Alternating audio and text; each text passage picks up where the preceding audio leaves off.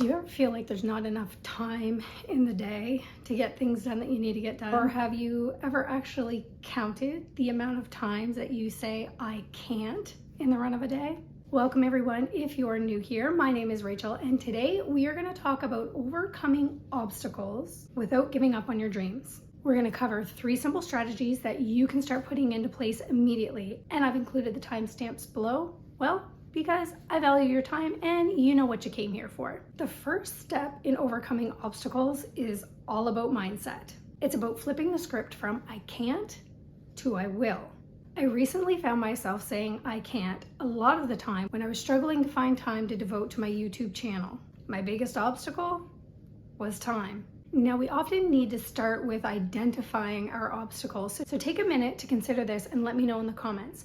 What is one goal that you've been struggling to achieve, and what is the obstacle that is stopping you? Let's break down the 3 most popular obstacles that stop people from achieving their goals, and let's talk about the solutions that go along with them.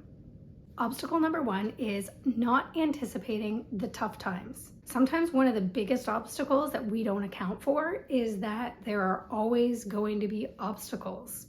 Life happens. And yes, it's true, you don't always know what obstacles you are going to face, but understanding that there will be difficulties helps you prepare for this. I want to be clear, obstacles are not a bad thing. We all face them. There is nothing we can do about that.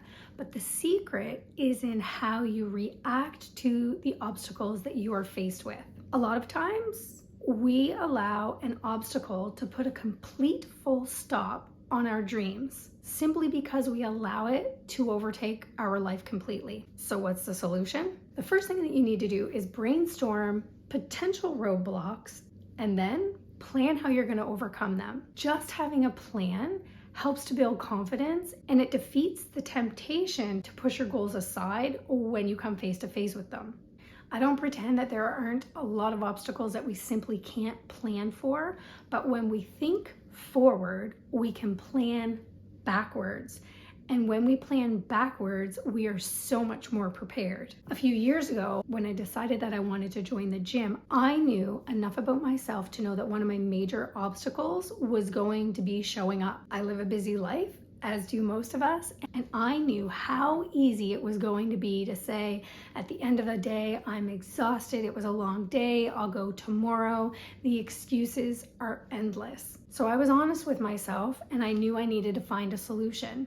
I knew my best option was going to be to have an accountability partner. My cousin agreed to join with me, and just knowing that she expected me to show up when we scheduled our time was enough to get me out the door and into the gym. And then eventually, after going to the gym became a habit, if there were days that she couldn't make it, it was easy for me to go because I'd already built up the confidence and I'd built up the habit and I built up the excitement of reaching small milestones that it was so much easier for me to hold myself accountable because I'd recognized my initial obstacle. Obstacle number 2, waiting until you're ready to take action. The first step is always the hardest when it comes to something new. Once you build momentum, things get easier, but how do you get started in the first place? Take a deep breath and you take that first baby step. Think about it. If you waited until you knew how to walk, you would have never stopped crawling. If you waited until you knew everything there was to know about driving, you would have never got behind the steering wheel. You just have to take a leap of faith and do it. The expert was once a beginner too. It is how we all start. The only way we have expertise in any field is by just taking the first step. You have to be willing to make mistakes. You have to be willing to face those obstacles, and you have to be willing to learn from them so that you can grow your skills and gain the confidence. So what's the solution? If you're feeling fear and you don't know how to get started, well, in the wise words of Pablo Picasso, action is the foundational key to all success. And so we have to start small. You got a goal? You have to break it down into small, manageable steps. And then you have to follow an action plan. Now, if you're not sure what an action plan might look like, I'll link my video, How to Create an Action Plan Without Overwhelm, up here. And it will show you step by step how to create an action plan into small, manageable baby steps. And once you have your action plan in place and you've made the move to start, I highly recommend that you hitch yourself to a star. Find somebody who has already reached the goal that you are going for. There's nothing like overcoming the fear of starting than getting the guidance from somebody who has already been there, who already understands exactly where you're at and what you're going through, because that is where they started too. They are going to be the ones cheering for you because they've been there, done that, and succeeded. On to obstacle number 3. The infamous "I don't have enough time" excuse. You've probably heard this before, but I'm just gonna say it again. Everybody has the exact same 24 hours in a day. Every single person. Don't hate me for saying it, but it is so true. Not enough time is just an excuse, not a reason. And I'm going to tell you, it's an excuse because either A, you don't want it bad enough, or B, it's easier than facing a bigger obstacle that's holding you back, which I discovered the hard way, is fear. So what are you going to do about it? First, commit to dropping that phrase from your vocabulary. Force yourself to recognize every time you say, "I don't have enough time for that," or "I can't, I'm too busy." Then you're going to decide what can change.